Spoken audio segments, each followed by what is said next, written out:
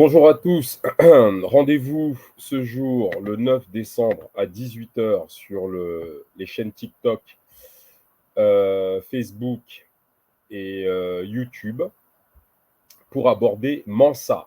Mansa, ce nouvel instrument qui sort de nulle part et qui arrive à un moment crucial où la jeunesse africaine a pris la décision tout simplement de se faire fi de toutes les normes internationales de gouvernance, de démocratie, etc., etc., etc. Et la jeunesse africaine a compris que la gouvernance, c'est sa décision à elle et pas celle d'autrui. Et à ce moment-là, à ce moment où la France est en train de perdre, l'Occident est en train d'être ravagé dans le monde, en ce moment où Afrique Média devient le principal média panafricain du continent et du monde, eh bien, les Occidentaux vont frapper avec Mansa. Alors, Mansa, c'est quoi? Mansa, c'est d'abord un ancien, ou peut-être encore, agent de la DGSE, déguisé en journaliste, qui s'appelle Monsieur Alain Foka, que nous connaissons ici parce que nous avons travaillé sur un bon nombre de ses vidéos. Monsieur Alain Foka, fécal pour certains fétiches de guerre, va mener pour l'Occident, pour lequel d'ailleurs il a consacré toute sa carrière, une sorte de think tank mélangé de journalisme qui a pour objectif d'orienter la jeunesse africaine, naturellement en mélangeant savamment mensonges et vérité. Nous allons voir tout ça ce soir. Et il est accompagné de Madame Fatoumata Sidibé, qui est avocate. Elle est vraiment avocate. Nous allons voir leur CV à tous les trois ce soir. Et bien sûr, de Monsieur Jules Domché. Bon, faut dire vrai, on n'est pas là pour mâcher nos mots. Cet homme, ce journaliste, que nous avons suivi dans certains interviews, n'a jamais brillé chez les fétiches de guerre pour son intelligence. En fait, on a l'impression que l'on a ici la promotion des crétins. La promotion des crétins sur, comment dirais-je, la manipulation des opinions publiques africaines, la désorganisation institutionnelle qui se fait aujourd'hui par je dirais, la pensée et la volonté de la jeunesse africaine au Mali, au Burkina et au Niger.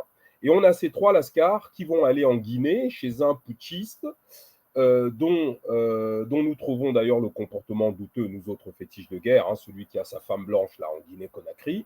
Et donc ils vont faire une sorte de colloque que nous allons analyser ce soir. Je vous assure, on va bien se marrer.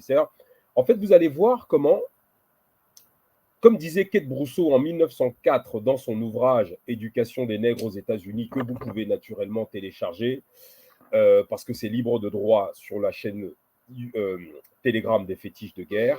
Dans cet ouvrage, nous avons cette phrase qui nous avait marqué « Comment éduquer le nègre pour qu'il aide au progrès du blanc ?»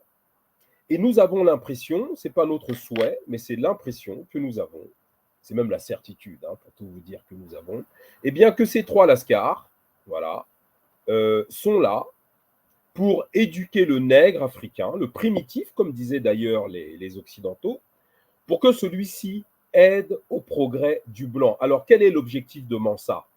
Eh bien, vous allez voir dans cette petite vidéo de 2 minutes 21 pourquoi Mansa a été créé par l'Occident. Le siège de Mansa n'est pas en Afrique, c'est au Royaume-Uni.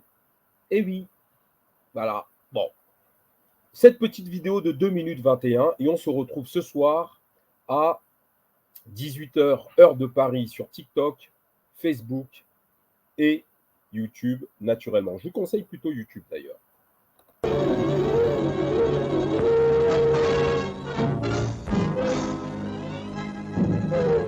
Dans la guerre actuelle, le facteur économique joue un rôle de premier plan. La France, après l'Angleterre, est le deuxième empire colonial du monde, empire de 110 millions d'habitants.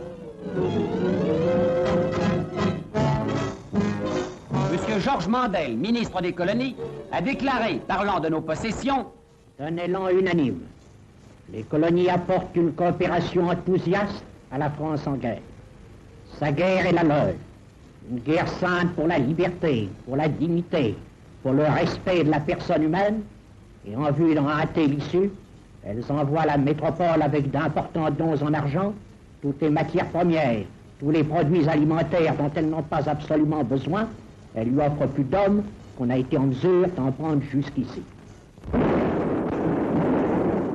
Pendant les 50 mois de la guerre de 1914 à 1918, les colonies ont envoyé à la métropole 3 500 000 tonnes de produits et de denrées divers. Depuis septembre 1939, un total de beaucoup supérieur a été mis à la disposition de la métropole. Près de 2 millions de tonnes de céréales, plus d'1 million d'oléagineux, 800 000 tonnes de bois, charbons et caoutchouc, 800 000 tonnes de denrées alimentaires. D'autre part, les exportations de nos colonies permettent d'acquérir les devises si utiles pour nos achats à l'étranger. Enfin, au point de vue militaire, en quelques semaines, on a pu mobiliser dans les possessions d'outre-mer plus d'hommes que tous les recrutements n'en avaient produit de 1914 à 1918. Que peut-il dès lors encore manquer pour vaincre, je vous le demande? Dans tout autre pays que le nôtre, l'on dirait sans doute que ce n'est plus qu'une question de volonté.